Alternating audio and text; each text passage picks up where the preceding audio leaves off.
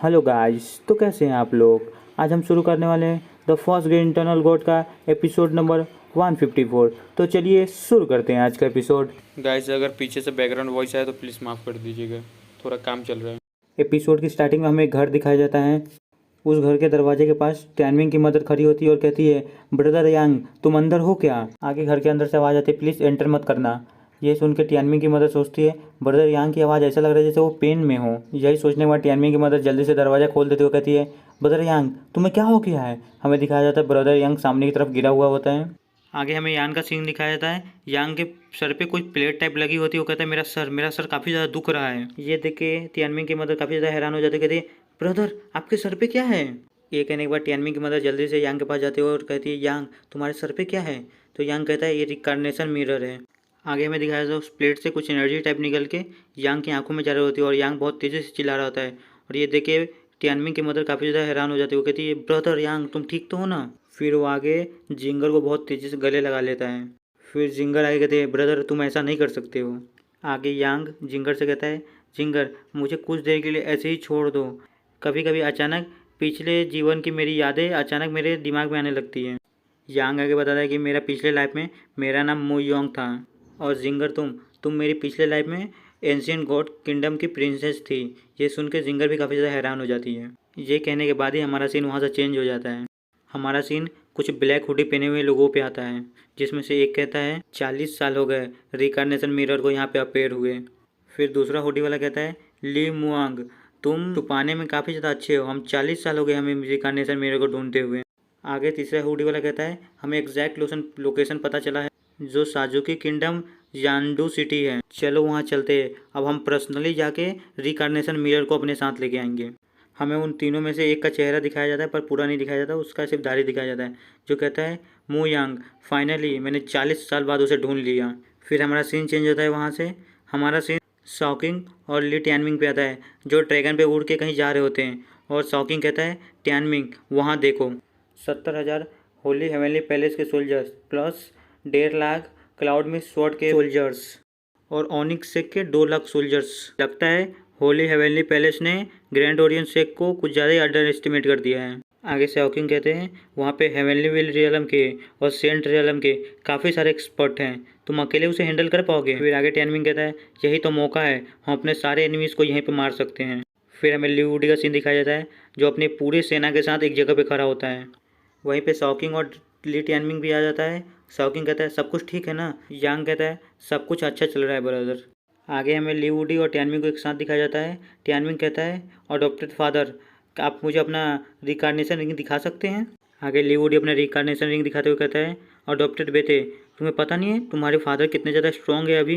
टैनमिंग उसके हाथ में उस रिंग को देखे काफ़ी ज़्यादा हैरान हो जाता है। वो कहता है, इसके लेफ्ट हैंड में एक और रिंग ऐड हो गया है और इसका फेस तो ब्लडी बिस्ट जैसा लग रहा है। फिर आगे ली वुडी कहता है, अब मेरे पास 7 ट्रिब्यूशन रिकार्नेशन बॉडी है और मैंने आज ही फर्स्ट सेंट रियलम से सेकंड सेंट रियल में ब्रेक थ्रू किया है और ये कल्टीवेशन तो काफ़ी ज़्यादा इजी है।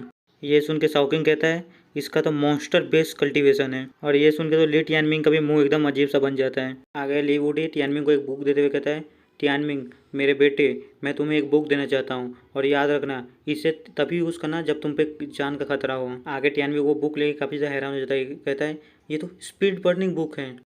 आगे में दिखाया जाता है तीनों एक जगह पे खड़े होते हैं।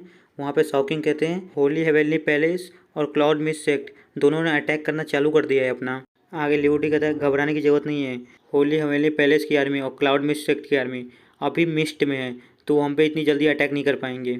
फिर हमें ओनिक्स सेक्ट का सीन दिखाया जाता है, जहाँ पे कोई चिल्ला के बोलता है, सब हमला करने के लिए तैयार हो जाओ। हम तीनों आर्मी को यूनाइट होकर ग्रैंड ओरियन सेक्ट पे अटैक करके उसे डिस्ट्रॉय कर देना चाहिए और उसके अंदर सभी लोगों को मार देना चाहिए। फिर वॉर शुरू हो जाती है। फिर हमें आगे दिखाया जाता है, लिवुडी और शॉकिंग दोनों अपने कंपेनियन बेस में हवा में खड़े होकर नीचे का वॉर दिख रहे होते हैं और दोनों आपस में कुछ बात कर रहे होते हैं, जो हमारे किसी काम का नहीं, इसलिए मैं इसको भी कर रहा हूँ। फिर हमें डोंगियो का सीन दिखाया जाता है, जो चिल्ला के कह रहता है, लिवुडी बाहर आओ और मेरे हाथों से मर जाओ। मुझे लगा था कि तुम बहुत ज़्यादा पावरफुल हो, लेकिन तुम तो एक डरपोक हो जो एक कछुए की तरह अपने सेल में अंदर छुपा हुआ है। फिर वो सारे अपने सैनिकों से कहता है, सारे ट्रूप्स साथ में मिलकर अटैक करो। आगे हमें लिवुडी का सीन दिखाया जाता है, जो कहते हैं, डोंगियो अभी तो मैं तुम्हें एरोगेंट होने दे रहा हूँ, लेकिन तुम देखना बाद में। फिर हमें बैटल सीन का सीन दिखाया जाता है, जहाँ पे एक आदमी का हाथ काटते हुए कहता है, अब यहाँ से किसी को आगे मत जाने देना। आगे वही आदमी कहता है डैम इट, यहाँ पे कुछ ज़्यादा ही एनिमीज़ हैं। फिर उस आदमी के पीछे एक ब्लास्ट होता है। वो बोलता है ये क्या है, कौन है वहाँ पे। हमें दिखाया जाता है वहाँ पे कोई और नहीं, हमारा मेन कैरेक्टर टियानमिंग होता है, जो एक खतरनाक से पोज देख के खड़ा होता है। उसे देख के वो आदमी कहता है यंग मास्टर आप।